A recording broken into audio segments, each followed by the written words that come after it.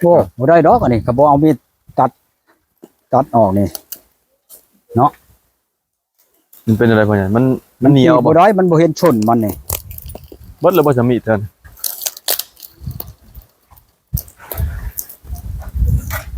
นี่พ่อใหญ่นี่แกะเอาน้ำมันขาดแล้วล่ะ อ๋อเล็กเลื่อยตัด เขาเลยตัดอะไรพ่อใหญ่นั่นเหรอ ดับกล้วยต้นเนาะตั้งกล้วย ได้บ่พ่อใหญ่บัดนี้มันไปจีกไปแล้วบ่ขาดไปเลยแล้วไปจีกกันเนาะ จังหวะเราปัจจักให้ใช้อันบ่อนเก่าเรานี่มันก็สิจริงเลยแล้วบัดนี้โอ้เท่า พ่อใหญ่ นี้ จีกเอาแต่หวังจีไข่นี่ นี่ ก็ เด้ ได้ นี่ของเก่าเราเขียนมา อืม อยู่ทางในนี่เด้นี่เราบอกไปเลย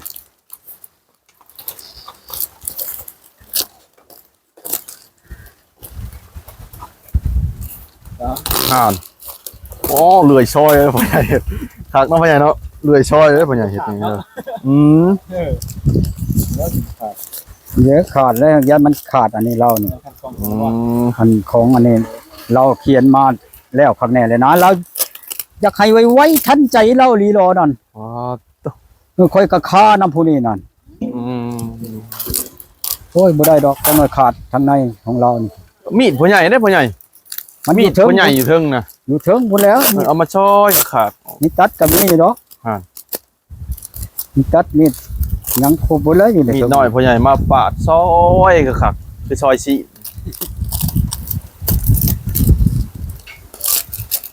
งัวเขาจะขายให้มื้อนี้นั่นแต่พอชื่อเอาอยู่ ห่าน มานำทางหันค่อยบอกเขาแล้วว่าเอาเมียนให้เฮาเด้อเฮาสิเอา เกี่ยงหวานบ่หรือสมนี่ลองซิ ม่วนอันนั้นบ้านนากระเชาะเขามาอยู่ในบ้านนี่นะ อืม หัวหมี งูดำเนาะพ่อใหญ่เนาะ หัวด งูมีงู ำ ดำเนาะ คืนนั้นเบิ่งงัวนี่วิธีประมาณวังน้องนึง พ่อใหญ่สิเอาบ่พ่อใหญ่หรือว่าจังได๋พ่อใหญ่ ฮะ พ่อใหญ่สิเอาบ่หรือจังได๋ คอยนี่แหละสิเอา โอ้สิเอาเมียนเฮ็ดดองเฮ็ดหยังเลยบ่พ่อใหญ่นั่นน่ะบ่หรือว่า จัก ซื้อมา เฮ็ด เลี้ยง ยัง เลย เลยงัวทึกดำคอยหักสิเอาคอยบอกเขาแล้วคอยสิอื่นบ่ฮือคอยสิเข้าไปเอา เออ บอกเขาให้เขาชนเขาเมียนให้ ท่านได้ส้นเข้าซั่นบ่พ่อใหญ่ โหนางัวน่ะ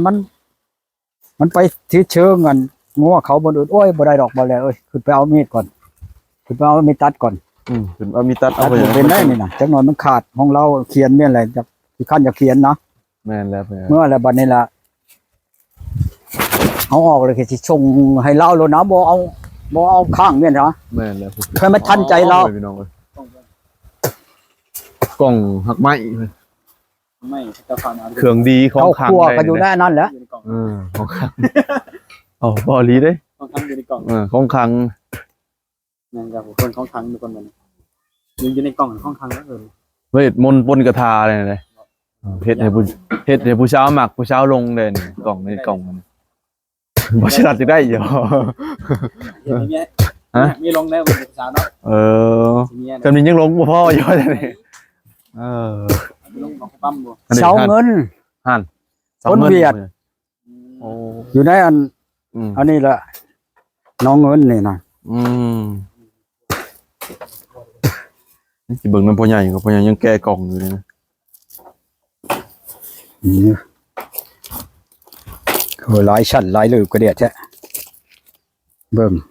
เฮ็ดดูพ่อใหญ่ตัดงามๆพ่อใหญ่มันจะบ่ขาดอันนะเพิ่น จะเอาออกของเรานี่เล่าย่านบทผากให้เรานี่ เออ เราเห็ดมาแต่พุ่นโลนไว้ อืม ที่มันทันใจเรา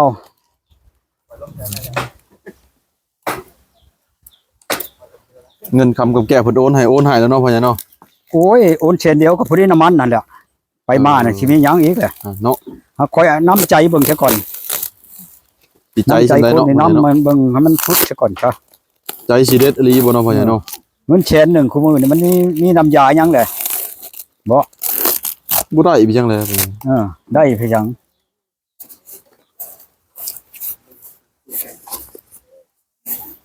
คอยน่ะมันบ่นั่นดอกกับคนกับหมู่กับคู่นี่คอยบ่เคยเห็นบ่วานนี่นะ เฮ็ดแท้ทำจริงแล้วเนาะพ่อใหญ่เนาะ นี่เด้ อันเด้ เอาให้สุดเลยบ่มียังพ่อใหญ่บัดนี้ฮะข้างในนะ นี่เด้อันนี้เราให้ปิดตัวนี้ใส่เลยนี่เด้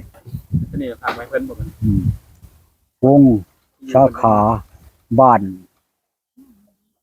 นห้วยเมืองวังเวียงแข็งเวียงจันทน์นี่เด้เราเอาใช้ธงเชื่อเรานี่ เสื้อของเราเองบ่พ่อใหญ่นะครับ เชื่อเราเองบ้านนี่แหละ อืม ตะกี้นะเอาชุบน้อยๆแหละเขาว่าวัตถุนี่มันเขายัดมันเฮียนะ โอ้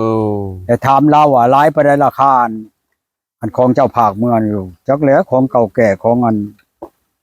นนั้นว่าฉันวัตถุของอันตะกี้ว่าฉันนะ โอ้เสื้อไหมที่พ่อใหญ่ แม่นบ่สิรัด นี่ เสื้อ เด้ ไหมบ่เนี่ย นี่เด้เราพัก ห่าน เราใช้ธงเชื่อมาเนี่ย ทิชชู่สีขาว อืม เครื่องของดี เรื่องบัตร เนาะ เนี่ย โอ้ เบิ่งค่อยสิขึ้นไปเอาตัวนั้นเรามาใช้ธงเชื่อนี่ตุ่มคืน5ล้าวบัดนี่ โอ้ นั่นดอก มันยากนะมันทวนอยากได้ไว โอ้ ๆให้มันทันใจนั่น บ่พ่อใหญ่ มึงมาเลยมา เฮ็ดอันนี้นะให้ผู้สาวมักให้บ่อันนี้พ่อใหญ่แม่นบ่ เออ โอ้ มันผู้เช้าชะนีคอยเว้าแจ้งให้พระเจ้าพังชะนีแหละนี่ใช่ผู้เช้าแหละ เสน่ห์ยาเพศเนาะ โอ้ยบ่เลยอยากได้เด้ จะไปยังบ่ได้ เอ้า อยากได้เก่ามา6 ล้าน 6 ล้าน ราคามันนี่ ยากบ่ตัวเนาะการให้6 ล้านต้อง วชิรัตน์บ่อยากได้บ่ได้เมียโอ้เสน่ห์พ่อแม่พี่น้องเอ้ย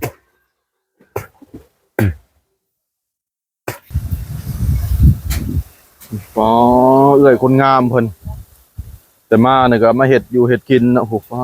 ตัวตอนเท่านี้เดี๋ยวพวกนี้หมับแล้วเต็มคำเนาะ งับเขาโลดอืม เขียนแล้วเพชรปฏิสีประจำเนี่ย เฉียบหมกเพชรอันนั้นเช้านะเฉียบแล้วหมกเพชรหมกพายนะ ห้ามประเภทเราเรียนไปอยู่ถึง เจ๊นี่เราเอาอันนั้นตีไปเพชรเขาใหญ่ไปเลย เว้นหมกเพชรว่านี่เอ้ยเป็นผู้แสกผู้สาวใช่เนาะตอนไหนพัวป้าเพิ่นแล้วจังไหน พอไปจะประกาศไปจะพอแล้วพอนำเวลาอย่าปากไปเด้อ ตอนไหนพัวเพิ่นป้าเพิ่นแล้วจังไหนเพิ่น มาหลังอันนี้มาพักมา ได้หมกเพชรมันยังจีอันนี้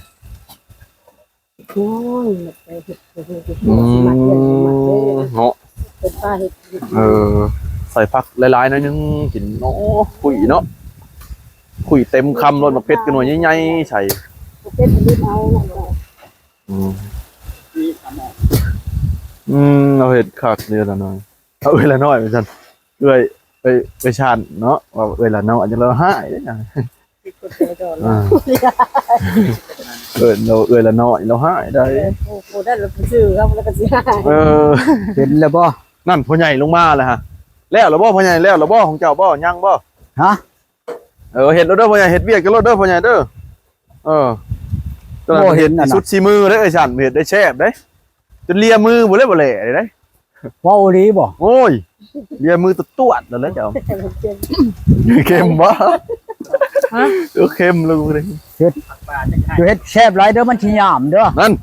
จะเห็ดแซ่บเลยเพิ่นว่าไปสิหยะ ตอนนี้ มันสิยามเด้อ มาตัดไหม เฮ็ด ก้อน อ๋อบ่แหละเจ้าหัวมันก็เลยสิกินว่า เฮ็ดกินนั่นเฮ็ดกินให้ยามบ่ได้ได เก็ดบ่ได้ซอกบ่ ก้อนตัวหนึ่งมันยังบริษัทยังไม่ได้โอ้ เก็ดมันสิบ่เต็มหม้อด้วย โอ้ยเต็มเลย เก็ดมันได้ ต้นบ่นั่นน่ะโอ้ยเพื่อขั้นต้มนกโอ้ยเสียงคุณกันนะอาตัดกันนะพ่อว่าจังนี่เป็นโล มาอย่าเผ็ดได้กินน้ำบ่ได้เด้อไอ้สันเด้อพวกคนใหญ่ก็กินบ่ได้ได้กินเผ็ด เวียดอยู่ทางแบ่งมื้อนี่อันเช้าเงินนั่นนะ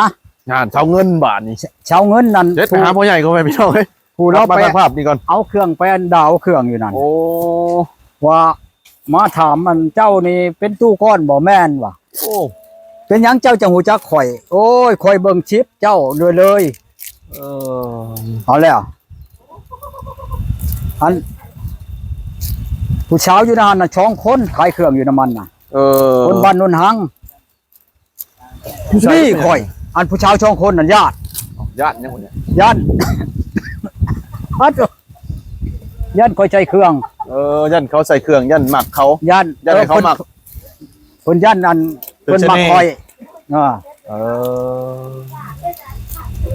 ถามว่าเจ้าอันได้เมียแล้วบอกว่ายังคอยยังบ่ได้คอยมักกันคนงานในเฮือนเจ้านี่ เอาโลดมันว่ะแล้วมันจะมาปบไอ้นี่อันสองคนอันนั้นก็ดี เป็นอันนั้นเนาะพ่อใหญ่เนาะ นี่นะอันคนบ้านนนหังนี่แหละนนหังอันมันโพนนี่แหละ นี่แม่มาเกี่ยงเนี่ยมาเกี่ยง อืม เอาใส่ตู้เย็นก็ได้เขาหมักกินเย็นใส่ตู้เย็นแช่เย็นไว้ ถามว่าหมู่เจ้าอยู่บ้านใดบ้านนนหังนี่คอยรู้จักเจ้าอยู่รู้จักก็บ่คักบ่ได้แล้วรู้จัก พ่อใหญ่แล้วว่าอยากได้คนหนึ่งบ่เลืออยากได้สองคนบ่พ่อใหญ่ อันอยากได้อันใด เอาอยากได้ผู้ชายในห้างนั่นแหละ บ่อยากได้ผู้เดียวเนาะ ผู้รถญาติบ่บัดนี้บ่ ญาติ พ่อใหญ่ว่าหยอกก็ชื่อบ่พ่อใหญ่ คอยแล้วเว้าน้ำมันชาวเงินนั่น ผู้อันเจ้าห้านน่ะคอยว่าหาอันเมียให้คอยแน่คอยอยากได้คนเวียดโอ้ยคนเวียดแฮงบ่ถูกเจ้าอันมันดำนาบ่เป็น โอ้ ดำนาบ่เป็นว่าโอ้ยคอยบ่เอาคนเวียดมาดำนาช่อยดอกว่าคอยให้เมื่อนั่งนอนเฮ็ดกินให้คอยกิน โอ้เจียกเนาะนะเจียกจะจวดอยู่พ่อใหญ่ อันใดมันพิวนะหั่นของบ่อน มันได้เพิ่นหมอดเด้เพิ่นก็หมอดเป็นเนาะเพิ่นเป็นเฮ็ดบ่เลยได้ เฮาคอยบอกเราเด้ ผู้เชฟกระทะไหม้ เฮ็ดได้นี่ ต้องน้ำแบบนี้ เพิ่นต้มหัวมันได้พ่อใหญ่กระดูกมันได้ต้ม ว่าคือชิ้นก็มี ตีนก็มีอยู่ ไป ชิ้นท้องมันแรงคักเลยก้อย แม่นแล้วพ่อใหญ่ เนาะมันยำอ่อน จังหวะแล้วเพิ่นน่ะต้ม ชิ้นท้องมันน่ะ จังหวะนั้นเพิ่น อยากให้ต้มมัน ช่วยเชฟได้เด้อฉันเด้อ เดี๋ยวติดใจบ่ กัดบ่คันเฮ็ดแชฟน่ะมันน้อยล่ะกินบ่อิ่ม เอาแล้วเดี๋ยวนั้นบ่พ่อใหญ่ คัน อันนี้แล้วมาเสร็จ คันเจ้าเฮ็ดให้คนกินอันบ่เบิดน่ะเฮ็ดแนวหนึงเด้อเฮ็ดเค็มๆเด้อ เอา กิน แล้ เค็มบ่ได้ วบ่ได้เห็นเค็มบ่ กิน สิ บ่ ล่ะ เบิด กินได้มันก็บ่ได้ เฮ็ดเค็มบ่หรือว่าเผ็ดว่าฉัน อย่าไปเฮ็ด ในช่องในช่องอย่างนี้กินบ่เบิดโลด ตัวเองหั่นกินคือ นั่นแม่ ตำในสนกเจ้าแห้งไหลบ่เล่มือตำใครไปตำนะ นั่น เห็นบ่แกงหน่อไม้เขายังอยู่ได้ เอายังอยู่พ่อใหญ่อ๋อมื้อเท่าติด1พ่อใหญ่ บ่หาก็ได้มื้อที่3 อ๋อยัง ในตู้เย็นนั่นน่ะ ยังบ่เบิดบ่พ่อใหญ่กินประหยัดเนาะพ่อใหญ่เนาะ อันเด่นหน่อไม้ก็เด่นมันป้องมันก็ยังอยู่น้อยใหญ่ไปได้จำแขนเนี่ย โอ้เอาไม้ใช่พ่อใหญ่ เอาในก็นี่แหละ หน่อใหม่อีกเนาะแหนงมัน ค่อยกินนั่นยอดเดียวนั่นชามมื้อยังบ่เบิดเดี๋ยวนี้น่ะหน่อไม้ยอดเดียว ผู้ น่ะ เดียวกินเนาะพ่อใหญ่เนาะ ผู้เดียวกิน โ